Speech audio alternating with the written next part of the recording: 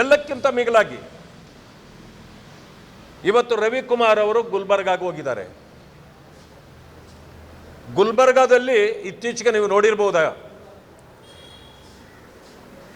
ಯಾವುದೋ ಮಾತಿನ ಬರದಲ್ಲಿ ಒಂದು ಗಾದೆ ಮಾತನ್ನು ನಾನು ಹೇಳಿದ್ದೆ.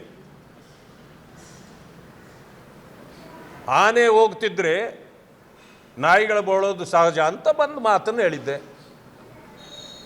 ಪ್ರಿಯಾಂಕಾ ಖರ್ಗೆ ಅವರು ಅದು ತಳುಕು ಹಾಕ್ಕೊಳ್ತು ಅವ್ರ ಹೆಸರು.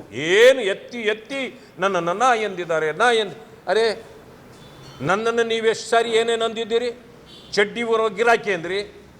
ನಾನು ಗಿರಾಕಿಯ? ನಿಮ್ಮ ಚಡ್ಡಿ ಈ ನಿಮಗೆ ಗೌರವವನ್ನು ತಂದು ಕೊಡ್ತಕ್ಕಂಥ ಸಂಕೇತ. ಅದು ನಾಯಿ ಎಂದು ತಂದಿದ್ದು ನಿಮಗೆ ದೊಡ್ಡದಾಯಿತು. ನನಗೆ ಅನಿಸ್ತು ಆಮೇಲೆ, ನಾನು ಏನಪ್ಪ ಒಂದು ಸಾರಿ ಏನೋ ನಾಯಿ ಅಂದುಬಿಟ್ಟೆ.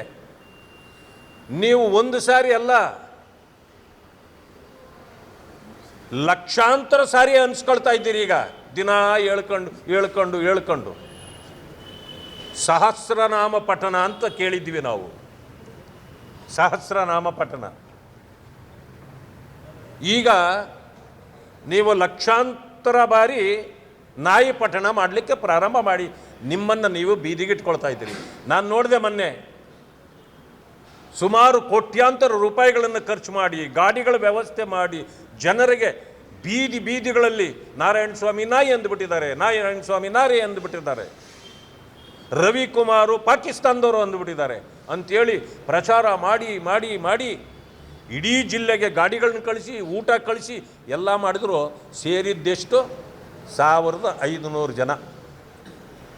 ನಾನು ಅಂದ್ಕೊಂಡಿದ್ದೆ ಏನೋ ಒಂದು 30-40 ಸಾವಿರ ಜನ ಸೇರಿಸ್ತಾರೆ, ನಮ್ಮ ವಿರುದ್ಧವಾಗಿ ಒಂದು ದೊಡ್ಡ ಆಂದೋಲನವೇ ನಡೀತದೆ ಅಂತ. ಅದು ನೋಡಿದ ಮೇಲೆ ಅನ್ನಿಸ್ತು, ನಿಮ್ಮ ಸಾಮ್ರಾಜ್ಯ, ನಿಮ್ಮ ಕೋಟೆ ಕಡಿದು ಬಿದ್ದಿದೆ. ಜನ ನಿಮಗೆ 3 ಕಾಸಿನ ಗೌರವ ಕೊಡ್ತಾ ಇಲ್ಲ.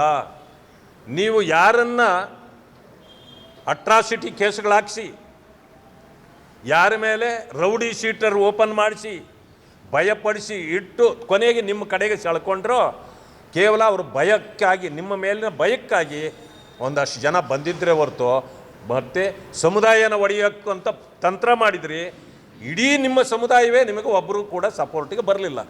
ಇದರಿಂದ ಅರ್ಥವಾಗುತ್ತೆ ನಿಮ್ಮ ಸಾಮ್ರಾಜ್ಯ ಕಳಚಿ ಬಿದ್ದಿದೆ ಅಂತಕ್ಕಂಥ ಮಾತನ್ನು ಹೇಳಲಿಕ್ಕೆ ಬಯಸ್ತೇನೆ. ಕಾಂಗ್ರೆಸ್ನ MLCಗಳು ಅವರೆಲ್ಲರೂ ಕೂಡ ಗವರ್ನರ್ ಅವರಿಗೆ ಒಂದು ಮೆಮೊರಂಡಮ್ ಕೊಟ್ಟರು. ರವಿಕುಮಾರ್ ಅವ್ರನ್ನ, ಮಾನ್ಯ ನಾರಾಯಣ ಸ್ವಾಮಿ ಅವ್ರನ್ನ ನೀವು MLCಯಿಂದ ಅವನ್ನ ತೆಗೆದುಬಿಡಿ. ಆಗತ್ತಾ? ಇದು ಯಾರಿಂದಲೂ ಆಗೋದಲ್ಲ. ಇವತ್ತು ಮಾನ್ಯ ಸಭಾಪತಿಗಳ ಹತ್ರ ಹೋಗಿದ್ದಾರೆ ಕಂಪ್ಲೇಂಟ್ ಕೊಡಲಿಕ್ಕೆ. ಇದೇ ಕಂಪ್ಲೇಂಟ್ ಎತ್ಕೊಂಡು ಅಲ್ಲಿ ಹೋಗಿದ್ದಾರೆ. ನಾನು ಅವರಿಗೆ ಒಂದು ಮಾತು ಹೇಳಲಿಕ್ಕೆ ಬಯಸ್ತೇನೆ. ನನಗೂ ಅನೇಕ ಮಿತ್ರರಿದ್ದಾರೆ. ನಾನು ಕಾಂಗ್ರೆಸ್ನಿಂದಲೇ ಬಂದಿರೋನು. ನಿಮ್ಮ ತಂತ್ರ ಯಂತ್ರ ಮಂತ್ರ ಕುತಂತ್ರಗಳು ಎಲ್ಲವೂ ಗೊತ್ತು.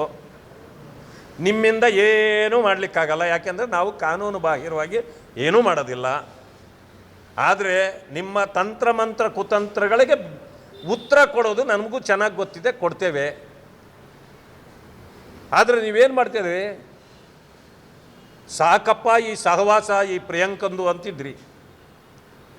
ನಾವು ಇದನ್ನು ಜೋರು ಮಾಡಿ ಅವರ ಗರ್ವಭಂಗ ಮಾಡಲಿಕ್ಕೆ ಹೊರಟಾಗ ಎಲ್ಲರೂ ಖುಷಿ ಪಟ್ಟರೆ. ನನಗೂ ಫೋನ್ ಮಾಡಿದ್ದಾರೆ ಅನೇಕರ ನನ್ನ ಸ್ನೇಹಿತರುಗಳು ಕಾಂಗ್ರೆಸ್ನವರು. ಆದರೆ ಇನ್ಚಾರ್ಜ್ ಜನರಲ್ ಸೆಕ್ರೆಟ್ರಿ ಬಂದು ಅವರಿಗೆ ಎತ್ತಿಕೊಟ್ಟು ಪ್ರೇರೇಪಣೆ ಮಾಡಿ, ಏನ್ರಿ AICC ಅಧ್ಯಕ್ಷರ ಬಗ್ಗೆ ಮಾತುಗಳು ಬಂದಿದೆ, ಮಂತ್ರಿ ಬಗ್ಗೆ ಮಾತು ಬಂದಿದೆ, ಇದನ್ನು ನೀವು ಡಿಪೆಂಡೇ ಮಾಡಿಲ್ಲ ಅಂಥೇಳಿ ತಾಕೀತು ಮಾಡಿದ ಮೇಲೆ ಈಗ ಈ ಚಟುವಟಿಕೆ ಪ್ರಾರಂಭ ಆಗಿರೋದು.